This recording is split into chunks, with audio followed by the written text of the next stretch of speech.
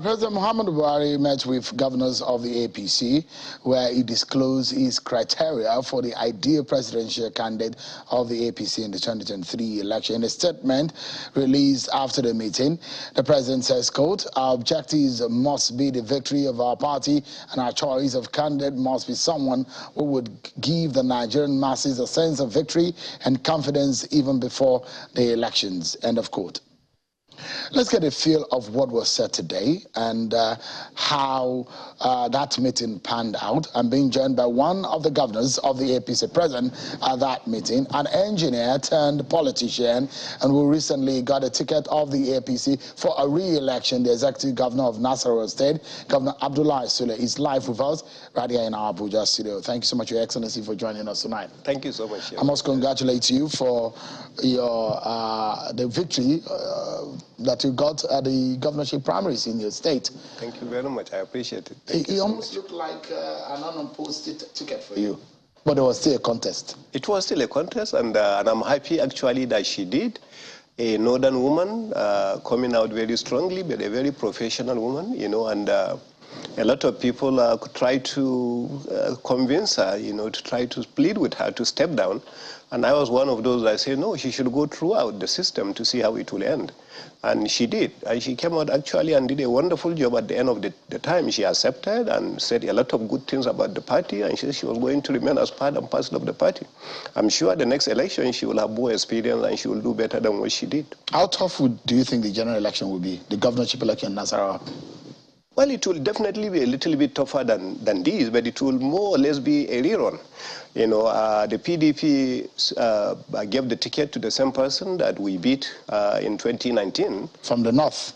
Huh? From the north. He's a candidate of the PDP, but he's from the northern region of Nasarawa State, is he? So am I. I also came from the same zone.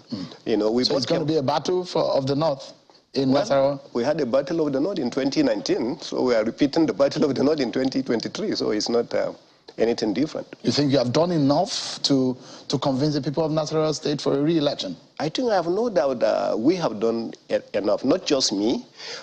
You know, it's not just about one person. We have senators that have done very, very well because we have all the 3 senators from APC. You almost lost them to the party politics. Not really. Well, one of them had to drop because he was not very happy with what happened, you know, but the other 2 are remaining. You know, the other one became the national chairman, you know, and the other one was completely unopposed to see how good they did. Do you think that Senator Abdullahi becoming the party national chairman of APC will help your cause in the election? Oh, definitely. It will help the cause of the election a lot. So far, we have he has a lot of influence of what is happening within the party, and he's a very experienced, perhaps the most experienced politician we have in the state. He was the first executive governor of the state, and then he is actually doing enough and playing the role of a father figure. What do you think as a governor that perhaps will be what the voters will be remembering? I have a few things that the voters are already saying in Nasarawa State, but from your mind, what do you think that the voters will be on the minds of the voters when they go to the polls that could remind them of whether to vote you or not to vote you? Anything that stands out? Number 1 is security. Number 1, the people of Nasarawa constantly are talking about security. Today, Nasarawa is doing very, very well in agriculture because our people can go to the farms. Nasarawa is number 1 now in sesame seed in the country. Nasarawa is number 2 in yam production in the country. Nasarawa State is number 5 in rice production in the country. So the farmers remember that. They will remember that we have opened up all the other rural areas. We have constructed some of the roads. We have opened up and get people things to do. They will remember the fact that we have brought in ideas about making sure that people will be able to bring out their things and take them back. They will remember all the development that we have brought in, and one of the biggest things they will remember is the fact that Nasarawa is more or less a civil service state. Since we came into the state, we actually did away with the percentage salaries for local government workers and for pensioners. So they will remember that we have now We have now been paying 100% salary, 100% pension allowances, both for the state and local government, and that we are up to date on that one. They will also remember that we have paid them all the backlog allowances at the state level. So they will remember a lot about what we are doing, but when you talk about what stands out, I'm just trying to tell you what stands out. Education, we have done so much. We have carried out a baseline survey about what has happened in the state, and we are working on that. So I think the people themselves are saying so much about what we have done. You generate about 16.8 billion in IGR in 2021, and you said you are targeting 18 billion in 2022. Correct. That's your plan. Correct. What you met and what you are doing presently in Nasarawa State, how much of a fortune do you think you have added in terms of the revenue to the coffers of the state? How much can you calculate it in the last 3.5 years? In 2019, when we came in, we came in and we spent 7 months, and then 5 months were by the previous administration. And in that year, collectively, we generated 7-point-something billion. So you can imagine now from 2019, 2020, 2021, and then now 2022, we have now generated over 16 billion. So we have gone like 9 billion actually, and above the mark that you made. Above the mark we made in 3 years. Well, Nasarawa governors, I know if you get to it, we might be on for so many minutes. But it's one of those issues I wanted to take you up with, but okay. Because our agenda here on this program especially is how much of the politics and governance that the people can feel. And that's why I do not take for granted the fact that policy and governance need to be discussed at any point in time when we find a public officer like you on the program. But let me go into the meeting of today with the president. Who is the consensus candidate of the APC for the president? The president clearly mentioned that. The president said that, and I think you just mentioned that in your speech. He said the president said that our consensus candidate, or our candidate to be selected, must be somebody acceptable to Nigerians, somebody who understands what APC is all about, what APC is after, and he mentioned clearly that is somebody that will go to every part of the country and be accepted, similar, to what Muhammadu Buhari has said. We must bring somebody that can win election and be able to sustain all the good things that APC has done. So that's exactly the definition of the president. But if you are looking for a name, the president didn't mention a name, neither did anybody mention a name. So he gave us that in a blog and allowed us to think of the right person, in these past few days while he's in Spain. So when he comes back, then everybody can say, okay, we have thought about it, and we believe is Sheun who is going to be president. So he asked the governors to go and think about that person and come back to him. No. He just told us his dream of who will be president. That's it. My dream of who will be president is this, and I'm going to also consult with other stakeholders, not just the governors. I'm going to consult also with other stakeholders and the aspirants themselves. At the end of the day, we must remain a united party. I think that's just the dream of the president. So he gave a description, but from his description, who comes to mind for you? For me, I have not even started thinking about that yet, but I think we will do that when we go back and we sit with other stakeholders. There are so many stakeholders in my own state, and then we'll sit down and I say, okay, who do you think? I just told you now, national chairman happens to be from our state. My previous governor, the previous governor, my predecessor from the state, I have so many other people. So we'll consult together, and then we'll come up with who we believe very strongly from our own point of view will be the right person. Do you think in your mind that the president is working from answers to question? And I think that's the way to go. He has to work from answers to question, to say that, yes, the president should be this, and this, and now the question is, who is the person? And then we say, well, going by this definition of yours, the person is Mr. X. Because he had said it, that he has a favorite. He said it, that he has a preferable candidate, person to be the flag bearer of the APC. So one will wonder why we'll allow everybody, since he has, and that person will likely be the flag bearer of the APC. So the question on the minds of everyone is, why make people go through this rigor when you already have someone that you're going to as your preferred candidate, and which is likely to be the candidate of the APC? No, I think one thing is that what you just say he said, I wasn't there. Or at least I didn't. He said it to us. Oh, okay. That's an exclusive interview. Oh, okay. And we asked him. Okay. He said, look, I do not want to reveal the person because I don't want them to go after the person. That's very hypothetical, though. Yeah, because, but he said that he has a preferred candidate. Yeah. So at our meeting, he didn't say that. Okay, so that's the reason why I say it is your meeting that he says that. So in our own meeting, at least he didn't say, I have somebody, He just said that we as people, we as APC should come up with the person who has this, and this. And that's... Well, it looks to you that he has a preferred candidate from the way he spoke.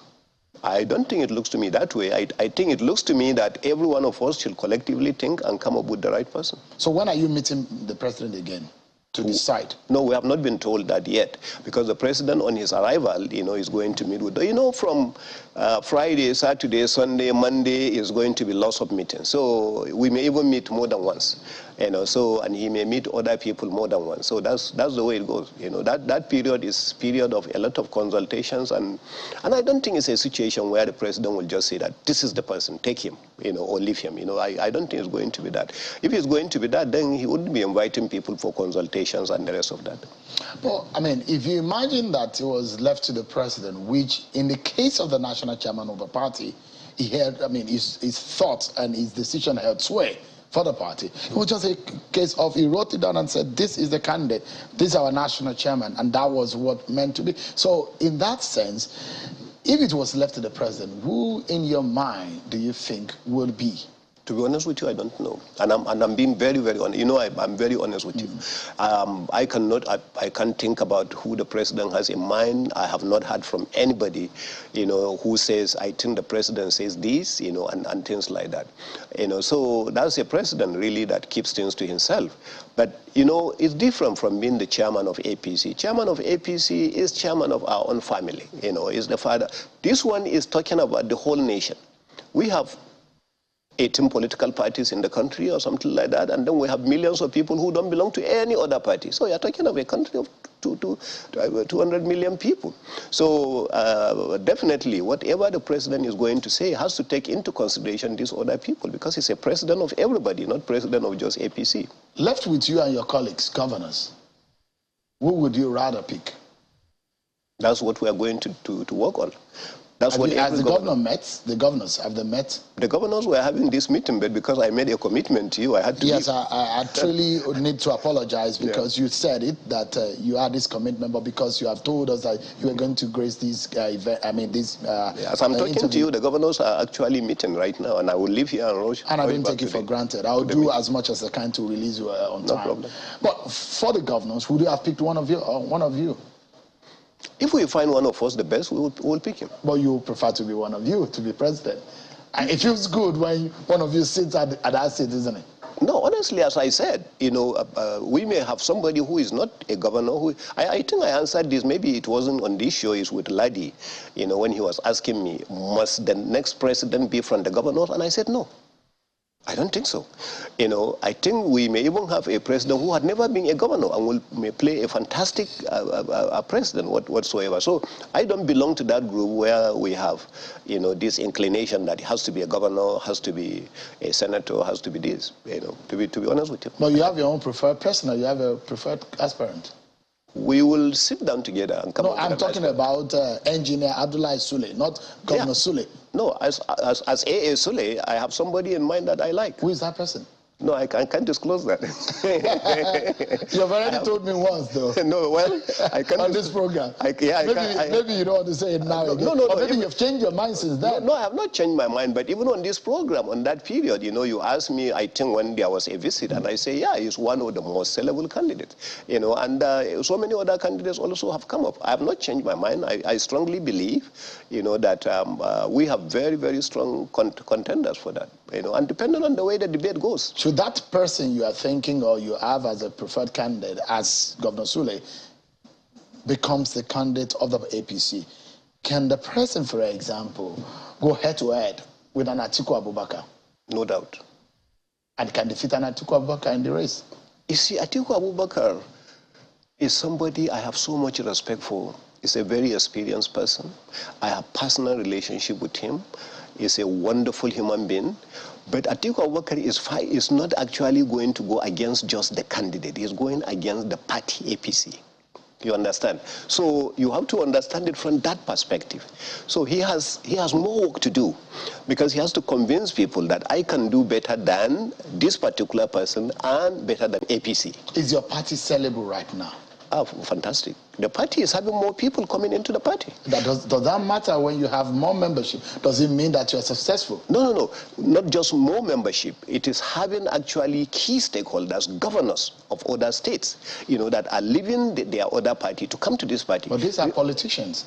We're talking about the interests of Nigerians, the average Nigerians who actually are assessing your party based on what you promise and what you are delivering. Yeah. Do you think that Nigerians think that your party has done well? Based on the promises made. You see, it depends. This government came into power on 3 legs: on security, on economy, and on fighting corruption. Just in the news right now, I saw you showing Rochas Okorocha, former chairman of the Progressive Governors Forum, staunch stakeholder of the APC, one of the leaders of the APC, being arrested after he acquired a farm. In the process of fighting corruption. If that gentleman was PDP, the whole country will now go. They were after him because he's PDP. So if it is not fighting corruption, what is that? I think... But if you say that, people will also make reference to people that are being granted amnesty, who are jailed and convicted shortly before this government came to power. Well, some of this... Is that fighting corruption too? No. It's not shortly before they came to power. Some of these people were actually convicted in this government. You are talking of Nyame and Darie.